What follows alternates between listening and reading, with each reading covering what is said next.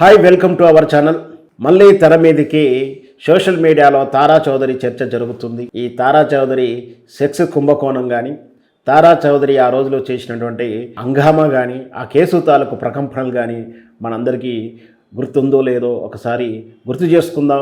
వాస్తవానికి తారా చౌదరికి ఈ కేసుకి ఇప్పుడు ఎందుకు తెర మీదకి వచ్చిందంటే, ఆనాడు తారా చౌదరి సెక్స్ కుంభకోణం చెప్పొచ్చు, బలవంతంగా హ్యూమన్ ట్రాఫికింగ్ చేసిందని, మహిళలను ఉద్యోగాల పేరిట గ్రామీణ ప్రాంతం నుంచి తీసుకొచ్చి ఇక్కడ బలవంతంగా వ్యభిచార కూపంలోకి నెట్టివేసిందని, ఈ విధంగా ఆమె పెద్ద పెద్ద రాజకీయ నాయకులకు, సినీ తారలకు, రాజకీయ సెలబ్రిటీలకు, పోలీసు అధికారులతో సన్నిహిత సంబంధాలు ఉండడమే కాదు, వాళ్ళందరికీ కూడా అమ్మాయిలను సప్లై చేసిందంటూ ఆ రోజు సంచలనం రేపించిన కేసు తారా చౌదరి కేసు. అయితే అందులో భాగంగా వినిపించినటువంటి ఈ ఒక ప్రముఖ పేర్లు ఈరోజు మళ్ళీ ప్రస్తావనకు రావడం, నిజంగా తారా చౌదరి ఆనాటి కేసులో చాలామంది ప్రముఖుల పేర్లు వినిపించాయి. అందులో వినిపించిన రాజకీయ నాయకుని పేరు ఒకటి రేవంత్ రెడ్డి.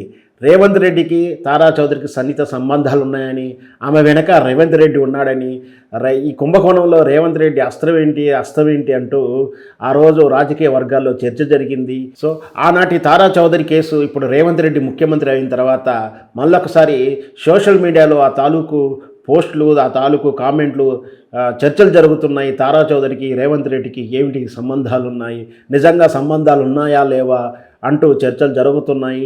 అయితే ఆనాడు తారా చౌదరి కేసులో చాలామంది పోలీస్ ఆఫీసర్ల పేర్లు, ఆ తర్వాత రాజకీయ నాయకులు, సినిమా తారలు, సినిమా నటుల పేర్లు కూడా వినిపించాయి.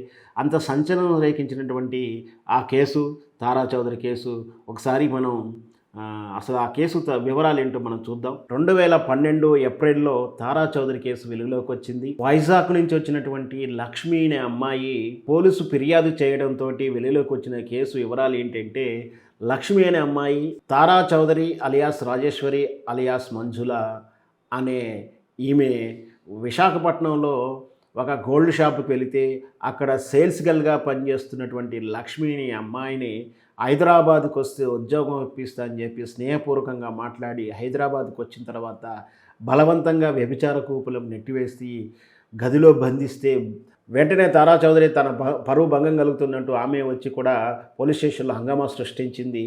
వెరసి కేసు దర్యాప్తు వేగవంతం చేసి లోతుకు వెళ్తే ఇక్కడ పెద్ద తారా చౌదరికి సంబంధించినటువంటి సెక్స్ కుంభకోణం, వ్యభిచార లింకులు బయటపడ్డాయి. దాంతో ఆమె కప్పుపుచ్చుకునే ప్రయత్నం చేసినప్పటికీ ఆమె భర్తని కూడా, ఇద్దరిని కూడా అరెస్ట్ చేసి పోలీస్ స్టేషన్లో రిమాండ్కి తరలించడం జరిగింది. ఆ నేపథ్యంలో వినిపించినటువంటి చాలామంది పోలీస్ ఆఫీసర్ల పేర్లు, రిటైర్డ్ ఐపీఎస్ ఆఫీసర్ పేరు, ఈమె అందరితోటి అమ్మాయిల వ్యవహారాలని చేస్తూనే దాంతోపాటు వాళ్ళ ఫోన్ కాల్స్ రికార్డ్ చేయడం, వాళ్ళ ఏకాంతంలో ఉన్నటువంటి సన్నివేశాలను రికార్డ్ చేసి పుట్టల కొద్దీ సీడీలు రూపంలో దాచుకొని అందరినీ బ్లాక్మెయిల్ చేస్తూ ఉండేదని కూడా బయటకు వచ్చింది. ఈ విషయంలో కూడా అప్పుడు రేవంత్ రెడ్డి గారి విషయం కూడా తరచూ రాజకీయాల్లో చర్చ జరిగింది. ఈ తారా చౌదరి కేసులో రేవంత్ రెడ్డి సంబంధాలు ఉన్నాయి, అతనితో సన్నిహిత సంబంధం ఉందా, లేకపోతే అతను ఇంకే విధంగా దీంట్లో బెనిఫిషరీగా ఉన్నాడా, విక్టమ్గా ఉన్నాడా అంటూ ఆ రోజుల్లో చర్చ జరిగేది.